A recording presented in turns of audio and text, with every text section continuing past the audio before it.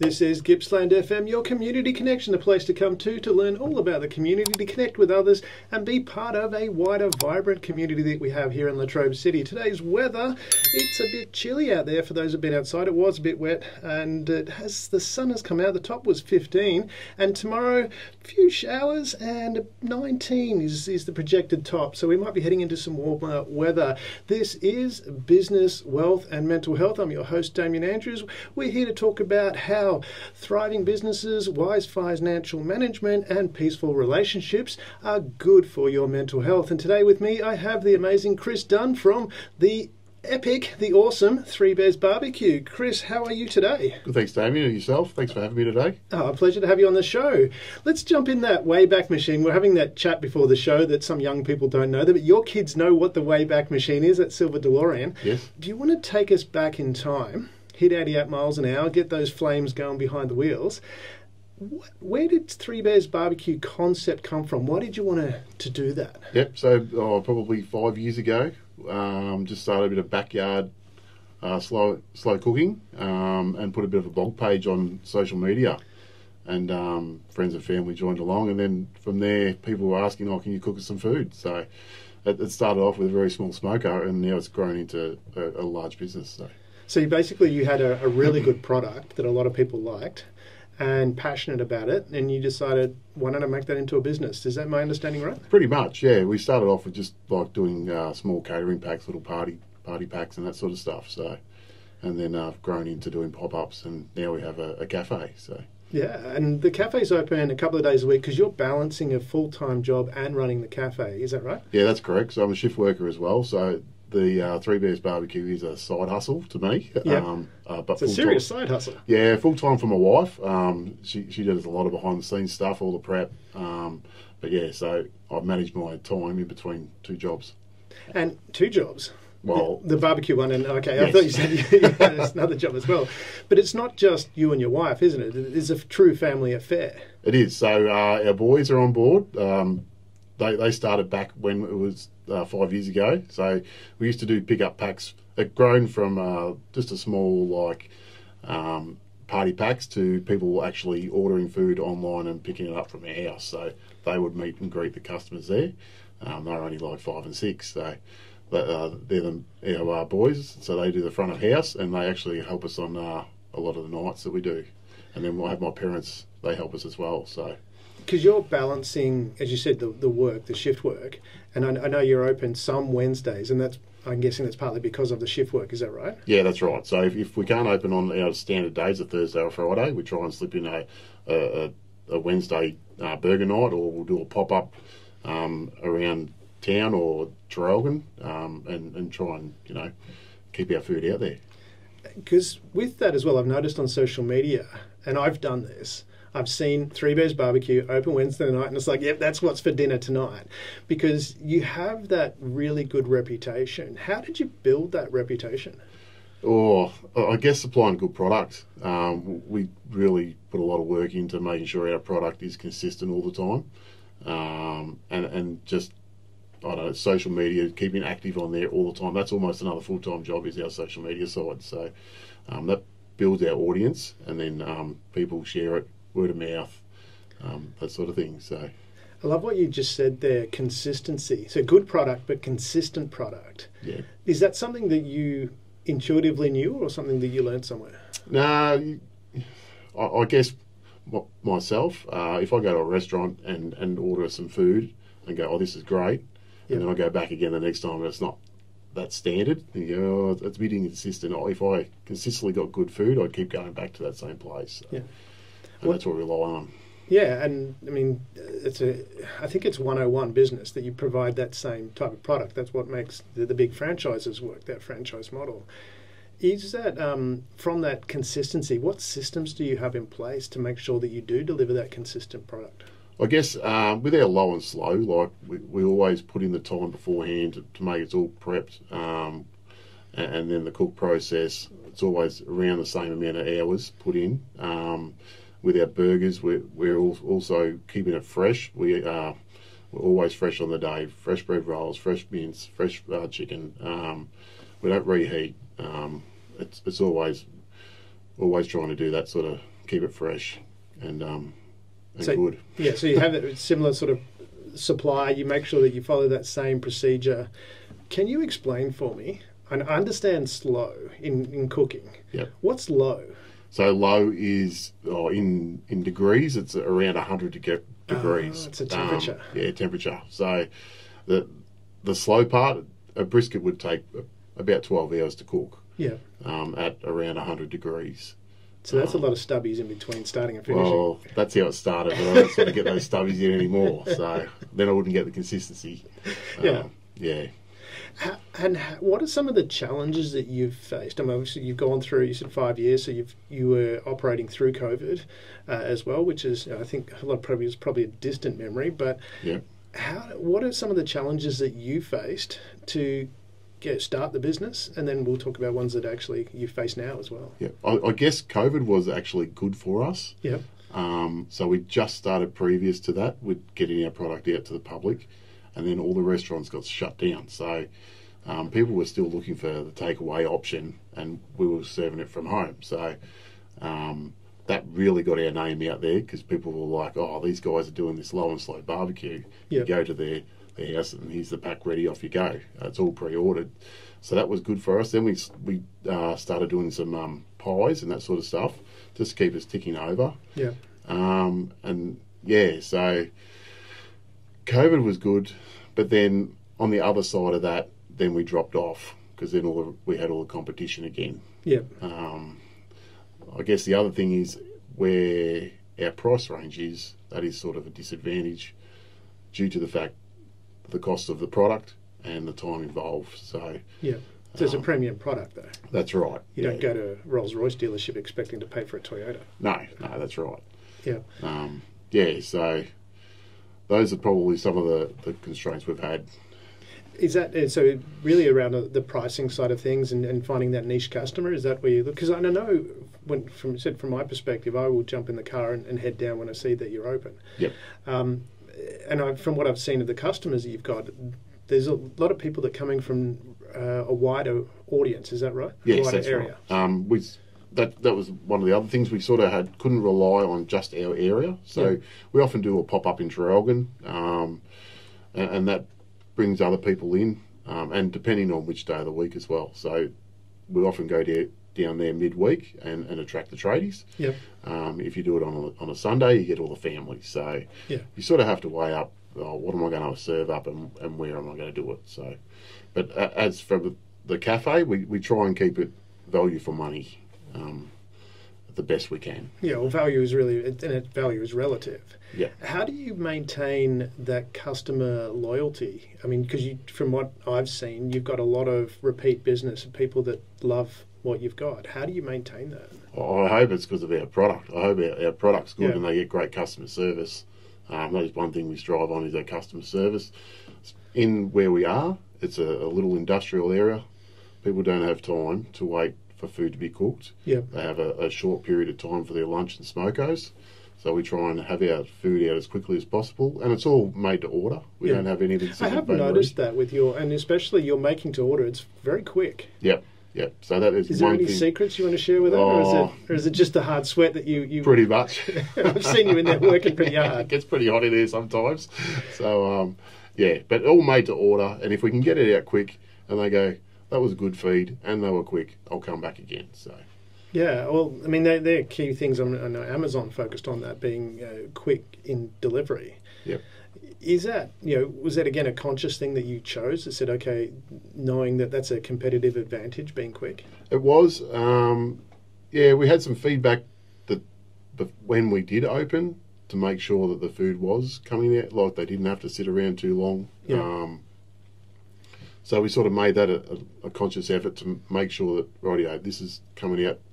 You won't have to wait too long, and you'll be on your way again. Or if you want to hang around, that's great too. Yeah, fantastic. And what are some of the challenges that you face now? Because you don't just do the barbecue. You've also, from what I've seen, you've had some fairs there as well, if that's the right term. Yeah. Some markets, is that? Some markets. So about 3 years ago, we'd had the cafe open for about 6 months, and we were struggling to generate new audience, new crowd. Yeah. So we come up with the idea, let's have a market. So we had a Father's Day market.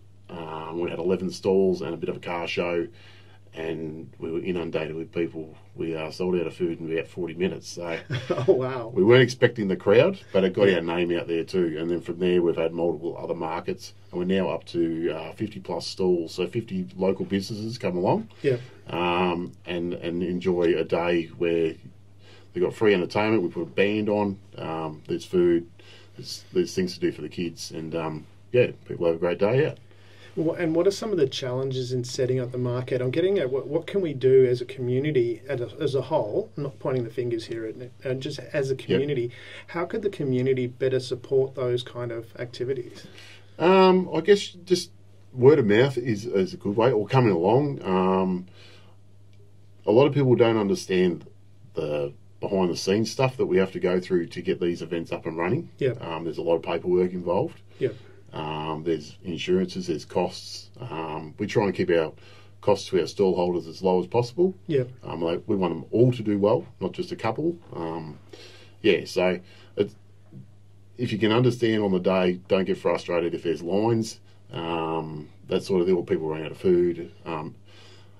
So I guess as a community, just share it, come along, enjoy the day, tell your friends how good it was, I guess tell the council that we're doing a good job down there. Yeah, fantastic.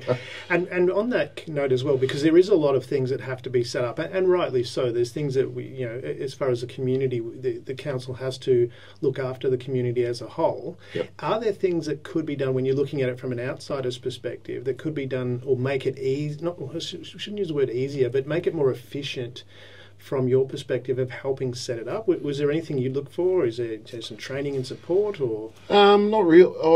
I sort of approach council, and they give a list of the items that I have to check off, which I'm fine with. Yeah.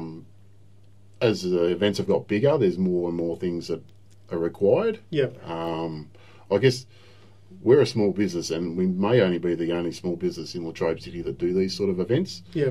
And a bit of funding to help certain things would go a long way. Yeah. Traffic management, that sort of thing. Well, that's a cost that you've got to pay for, because when you have that there, and so you've got to run an event, but you've got to pay for traffic management as well. That's right, and for us to survive on the day, we have to almost pass that on to the stall holders, and then they're starting to say, well, you're charging too much. So you've got to have a bit of a balance there, I guess, on how much you charge them, and then try and keep all your costs down, which is really hard. Yeah, it's a balance. But I'm just looking at the benefit those kind of things provide for the region. As you said, you put a market out there, and you had 11 stalls, and you sold out of food within 40 minutes. Yeah. You're inundated. Yeah. Those kind of things, I think, are good for the region, because it attracts people from a wider audience. Do you find that with the markets that you put on, that you have a broader perspective, a broader range of people coming? Yes, we get a lot of people. Like tourism has increased since the market. So they'll hear we've got a market on. We have people from Melbourne, Lakes, Bairnsdale. So it's quite a large area that we hit, and they come down for the day, and they really enjoy it. So yeah. It brings tourism to the area. Yeah. And then you can showcase where we live. So, well, that's part of that, because we do have such a wonderful region. From your perspective, I mean, I know that you work here. You've worked at the paper mill. You've Yep. been there for 25 years. Is that right? That's right. Yeah. So you like the region? Oh, I like the region. Yeah. Yeah. It's close to the beach. It's close to the snow. It's not far from the city. So. Yeah, exactly. Yep. And there's a lot here to promote. And from that as well, what's it like working as a family? I mean, you've got, people talk about kids being, unruly and always on devices and things like that. But from what I've seen, your kids are very confident when they're serving. They recommend things when you say, oh, what would you like? They're not, oh, I don't know. They go, oh, try this. Yep. How has that worked from your perspective, from a family unit? What has that done for your family? Just to have them stand there in front of some strangers and be able to talk to them, it's a good feeling for us that we're doing a good job, but not only to have their confidence that they can do that, even down to the fact that they can work out the change they have to give, and it's sort of the skills that they don't learn at school. Yeah. So two young boys, and they started off 5 and 6, right? Yeah. And they're talking to people that they don't know. They're polite. They're recommending our product. And they're doing a bit of an upsell, which is good too. So yeah. Would you like fries with that? That's right. Or would you like a drink? Or it's a good feeling, and they get paid at the end of the day. People come, I hope you're paying them. Like, of course we are. They get paid at the end of the day. Yeah. But it keeps us all close knit. They're already talking about coming school holidays and we're going to open and do a Wednesday night. So they're actually wanting to do that. Yeah, that's right. And one of them has a day off coming up at the end of this week, and he's planning on going there at 5 a.m. So he's going to help his mum do the breakfast service. And it's a really good feeling that he wants to go and do that. Do you think we need more of that in society? I know when I was growing up, I used to go with my dad to different places. I remember, I helped pull down your lawn, and don't throw daggers at me for that. But, I went there with my dad, and we're moving houses and moving tiles and all that kind of stuff. And I found I really enjoyed that as a kid, being able to connect with my dad in that way, especially as a boy.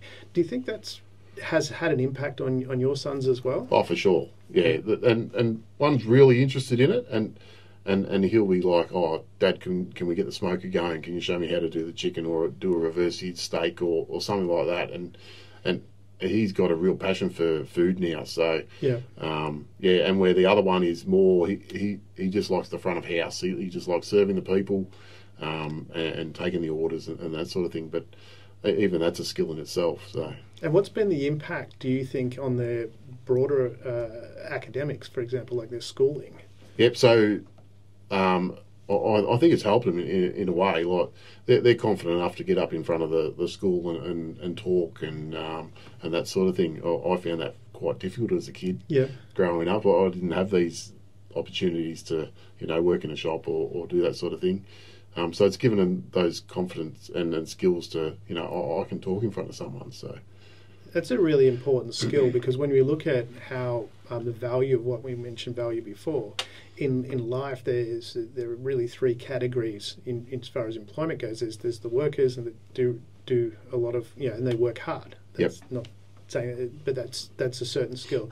Then you have managers who can manage a group of workers, so that adds a different layer of value. But the real level of value, or the highest level of value, I should say, is in being able to communicate. Yep. But is that and you've noticed that from your children, that being actually able to to speak, because a lot of people fear public speaking more than they fear death. Yes. Yeah, and so you found that flows through from your children as well. Just that actually being out there interacting with people. Yeah, for sure, and they do it on different levels. So they'll be able to talk to the customer and take their order, and they'll have it 100% right, and then they'll be able to convey it to me if there's a slight change to a burger or the order, and I'm their dad, so that they can talk to me quite easily. Yeah. But different levels, and then if someone is sort of undecided, then they can step it up a bit as well. So, and then take it to school too. So. Because that's what I find really interesting. Last week I had on the show Anthony and Yannick from Gipsability, and they were talking about some of the people they deal with they've never had that experience of how to deal with people. So they're used to just yelling or other forms of not very good behaviour. Yep. But with your children, they're dealing with a broad range of different people coming in. So I'm guessing I'm sure nearly everyone is happy. Most people are happy. You might get one or two that are a bit, abrupt. But they seem to diffuse the situation. Well, that's what I was going to get to. Is that, how did they manage that situation? I guess I've told them just, smile and talk calmly and try and ask the question for their order again, or try and repeat yourself so that they understand what you're saying. But yeah. That's the point I wanted to get to. So from that perspective of interacting with the public, they're learning listening skills, is that? Yeah, that's right. Yeah. Yeah. Definitely. Have you noticed that and same token at home? Have you noticed that, the kids listen to you? Most of the time I hope they listen to all the time. But no, they listen to us. They listen to our advice. Yeah. It's one of those skills that you do have to learn in life. You need to be able to listen, and you need to be able to communicate with people as well. So. Yeah. So tell us now about a day in the life of Three Bears Barbecue. And you've got a job to manage. You're married. You've got 2 children to look after. Yeah. What's your day like, or what's it? Is it you've got to get up and go to work, and then you've got to get ready for barbecue? As you said, your wife works there full time. Yep. What's that look like? So if we catering a function, the prep would start 3 or 4 days beforehand, and then the cooking of the food. To keep our food consistent and high quality, we cook right up until we get to the function. So 12 to 18 hours beforehand is when I would start cooking, and then you just push through, and then you arrive at a function, set up, talk to the client, ask what time they want the food, and then we actually take our smoker to most functions and cook on site to really get that experience going. So to create the authenticity. Yes, and the guests love it. So they see the smoker going, and there's fire and smoke and the smell of food, and they all get excited. You get the salivation happening. Yeah. So you sort of pretty much won them anyway. Yeah. Even if you think to yourself, I probably haven't nailed that one, but we've got the... You're creating this experience. It's not just here's some food. It's a whole experience. Is that right? That's right. Was that planned? That's why we've always done it that way. Yeah. Very rarely do we do a drop and go service. It's always let's go take the smoker and really do the experience. Yeah. So. And with that, what are you've got? I mean, what have you got planned coming up? Anything exciting you can announce? Or? So we've got a Christmas market coming up in December. We've got other couple of pop-ups. One down the local CFA. Yep. They've got an open day so when's down that? there. That's in October, I believe. Yeah. And then we're doing another one out at Tyres in the same month. So now that the weather is getting better, we can get out and about a bit more. So, I'm looking forward to summer. Yeah. The other thing I noticed as well, you have a consistent product, but you also experiment a little bit as well, because there was the jalapeno one that you had there. Yep. Is that something that you plan as well? So I find people will get bored of our food if we don't mix it up every now and again. Just offer something different for the week or the month. Yep. The jalapeno popper was a special for a couple of weeks. I'm waiting for that to come back because I missed it out. I was too late getting there. I'll make sure it's back possibly next week. So. Okay.